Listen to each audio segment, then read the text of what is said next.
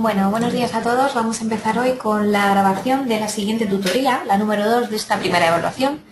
Y bueno, pues sabéis que estamos en el nivel 1, en el bloque de comunicación, ¿vale? En la asignatura de lengua castellana y literatura, y esta sería la tutoría 2, tipología de textos, exposición y narración. Vamos a unificar, como hicimos el año pasado, en esta segunda tutoría los temas 2 y 3, porque se dedican a dos tipos de texto que son muy parecidos y creo que es mejor verlos uno junto al otro para ver las diferencias, ¿vale? Entonces, vamos a ver primero la exposición, el tema 2, que comienza en la página 41, y después veremos la narración. Bueno, vamos a comenzar, como os digo, por definir la exposición. Exponer no es otra cosa que dar a conocer a un grupo de personas una información, ¿vale? Una información determinada, explicándola de tal manera que el público la capte y entienda de qué se le habla. Es decir, la finalidad de la exposición es transmitir una información. Para que se pueda realizar correctamente, el emisor ha de tener pues, los conocimientos sobre el tema, de ser un experto. También debe conseguir que el lenguaje se adapte al tema, el tono también, y también hay que tener en cuenta el auditorio que se dirige. O sea que, dependiendo de las personas que le vayan a escuchar, así va a utilizar un tono u otro. Además de todo ello, debe expresarse de forma clara y objetiva. Bueno, la exposición puede ser de dos maneras. Puede ser oral, es decir, puede ser hablada, y puede ser escrita. Dentro de la oral, digamos que hay dos tipos, la que es individual y la que es colectiva. En la individual, pues como su nombre indica, el acto de comunicación será pues, una persona explicando un tema a un auditorio. Por ejemplo, durante una conferencia o una charla o un discurso, pues estaríamos hablando de una persona que se dirige a un auditorio o a un grupo de personas. Bien, esto por parte del individual. La colectiva será un acto de comunicación en el que intervienen varias personas, hay varios emisores y que expresan su opinión sobre un tema que está pactado previamente. Por ejemplo, un debate o una mesa redonda serían ejemplos de esa exposición oral colectiva. Bueno, por otro lado estará la escrita, la modalidad escrita, que será pues igual, un tipo de texto en el que se presenta de forma clara, ordenada, objetiva, un conjunto de informaciones. Por ejemplo, una exposición escrita podría ser un artículo periodístico o un ensayo, una tesis, ¿vale? Todo aquello en lo que no se cuente una historia, sino que lo que se dé es información o diferentes datos sobre un tema en concreto, ¿vale? Bien, pues pasado esto vamos a ir a ver los tipos de exposición. Como veremos más adelante, la exposición se puede organizar de diferentes maneras, ¿vale? Se puede atender a la forma, al contenido, al conocimiento del tema y a la estructura. Bueno, vamos a ir viéndolo poquito a poco, pero de esto solamente quiero que lo leáis y que os hagáis una ligera idea de ello. No quiero que os lo aprendáis de memoria, ¿vale? Entonces, según la forma, según la estructura externa que plantee, será narrativa, descriptiva o argumentativa. La narrativa, evidentemente, cuenta cosas, la descriptiva, más que contar, describe, y la argumentativa da razones para convencer al público. Según el contenido que plantea, pues puede ser de contenido científico, si trata cuestiones de ciencias, didáctica, si lo que quiere es enseñar algo, periodística, si estamos hablando de una información que se da en un medio informativo y demás, o humanística, es decir, por ejemplo, filosófica, que trata de un tema, de un tema que está dentro de las ciencias humanas. Según el conocimiento del tema, pues será una exposición especializada, si ya os digo que el que lo da es un experto y además está dirigida a personas que ya conocen el tema y por lo tanto se pueden usar tecnicismos y demás. Y si no, será divulgativa informativa, es decir, que no está dirigida a expertos, sino que está dirigida a personas que no conocen previamente el tema. Según la estructura del texto, estructura interna, será deductiva, inductiva, circular, paralela, cronológica. Esto quiere decir que el contenido se puede plantear de muchas maneras, se puede hacer llegar de muchas maneras. Se puede hacer de una manera paralela, por ejemplo, que es una de las que tenemos aquí, en la que vamos dando datos de una opinión y datos de otra, y entonces después ambas opciones aparecen en la conclusión, digamos, resumidas. Por ejemplo, ¿vale? Cronológica, pues sería aquella que sigue un orden efectivamente cronológico, siguiendo los años o siguiendo fechas, ¿vale? Pero bueno, esto ya os digo que no quiero que lo aprendáis de memoria porque, bueno, es simplemente una parte del tema que además, pues simplemente con leerlo y con esquematizarlo tendríamos bastante. Para elaborar la exposición, el emisor tiene que elegir el tema a tratar, lógicamente, documentarse debidamente, es decir, uno, ya os he dicho, tiene que ser un experto, y si no somos expertos tenemos que tratar de serlo para esa exposición, ¿vale? Tener en cuenta a quién va dirigida, es decir, al público, al conocimiento que tiene ese público, la edad, la clase social, el interés, en fin, todo esto. Además debemos acompañar el discurso de ejemplos y redactar un guión que será la base de nuestra disertación. Además de todo, es muy importante cuidar la expresión corporal, la entonación y el vocabulario. Eso sobre todo, ¿vale? Pero bueno, eso ya sabéis que en cualquier texto hay que cuidarlo también. Las características del texto expositivo, que es la siguiente parte del tema, bueno, pues nos dicen que toda exposición debe cumplir 3 características principales, que son la claridad, el orden y la objetividad. Ya las hemos mencionado antes, pero ahora las vamos a desarrollar un poquito. Esto es muy importante que lo aprendáis, ¿vale? Porque puede constituir pregunta de examen perfectamente. La claridad, ¿a qué se refiere? Pues a que el texto ha de ser comprensible para el que lo escucha. Tiene que tener un léxico claro, sencillo, concreto, que no lleve ambigüedades. Y bueno, en definitiva, que el texto se entienda y se comprenda. El orden es otra de las características, porque claro, los contenidos deben estar organizados coherentemente, como queráis, en forma de fechas o ejemplo y teoría, como queráis, pero tiene que estar organizados, ¿vale? Y si no, siguiendo el esquema clásico de introducción, desarrollo y conclusión, que es otro tipo de orden que nunca falla, ¿vale? La objetividad también es otra de las características, es decir, se prescinde en las exposiciones de valoraciones personales, en la medida de lo posible, ¿vale? Aunque no sea una objetividad pura, debemos tratar de acercarnos a esa objetividad. Por lo tanto, si en el examen nos dicen que hagamos una exposición escrita de un tema, el que sea, ¿vale? De cualquier tema de la actualidad, de la situación económica, de lo que sea, tendremos que respetar estas 3 características, ¿vale? Bueno, ¿y cómo haremos nuestro texto expositivo? ¿Qué recursos lingüísticos utilizaremos? Pues sobre todo, presente e indicativo, es decir, el presente habitual en el que nos expresamos. Frases sencillas, si pueden ser simples en lugar de compuestas, con un solo verbo, sin mucha complicación sintáctica, mejor. Utilizaremos sustantivos y verbos sobre todo, adjetivos también, adjetivos sobre todo especificativos. El léxico también tendremos que, plagarlo un poquito de tecnicismos, es decir, palabras que sean adecuadas al tema que estamos tratando. Conectores del discurso, claro, descripciones detalladas para explicar un punto de nuestro tema. También debemos contar con ejemplos, con argumentación, dar una serie de argumentos para que quede más claro y además defendamos unas ideas que tenemos sobre ese tema en concreto, etcétera, ¿vale? Bueno, todo esto es importante que lo leamos sobre todo y que lo tengamos en cuenta por si lo tenemos que utilizar en el examen.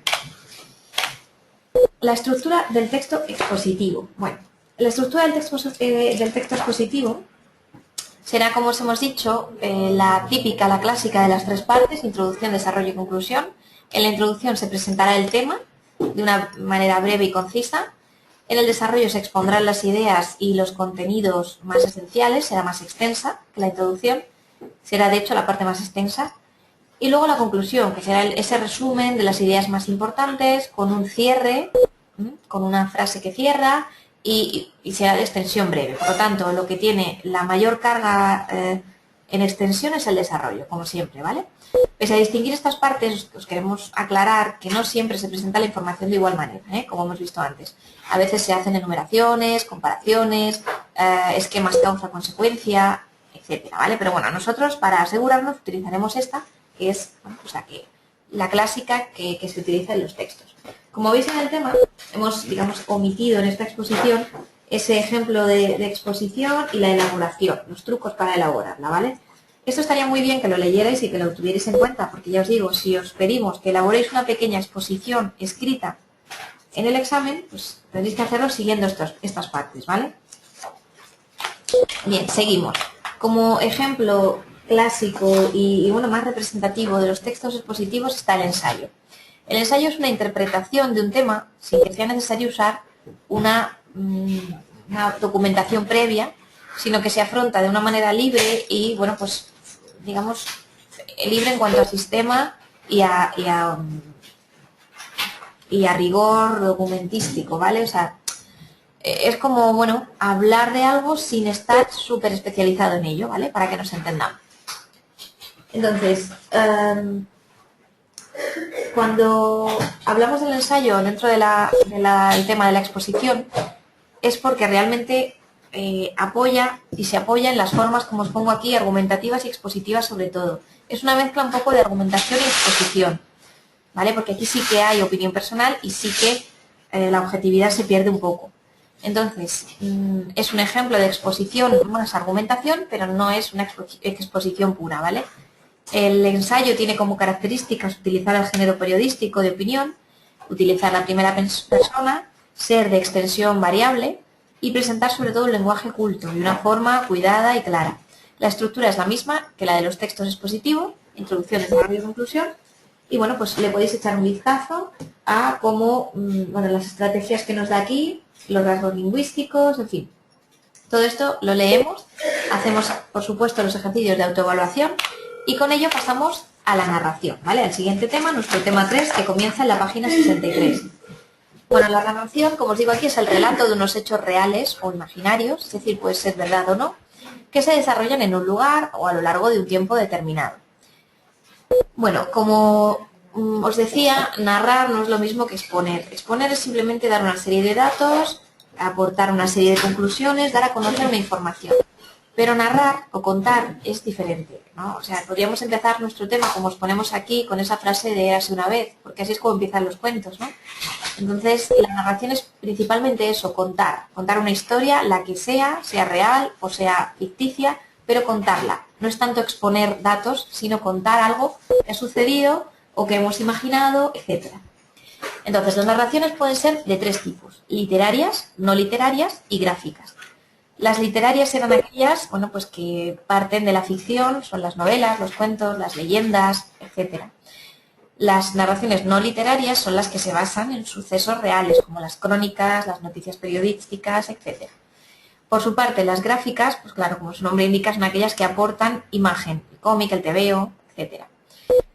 Bueno, después de ver este cuadro que tenemos aquí en nuestra página 64, tenemos los elementos que contribuyen al interés del relato. Son muy importantes. Un buen relato debe ser interesante si queremos que alguien lo lea, ¿no? He aquí algunos ejemplos de los elementos que contribuyen a crear ese interés en el lector. El orden, la animación y el lenguaje. Por ejemplo, el orden. El desarrollo lineal, por ejemplo, de principio a fin, es uno de los tipos de orden.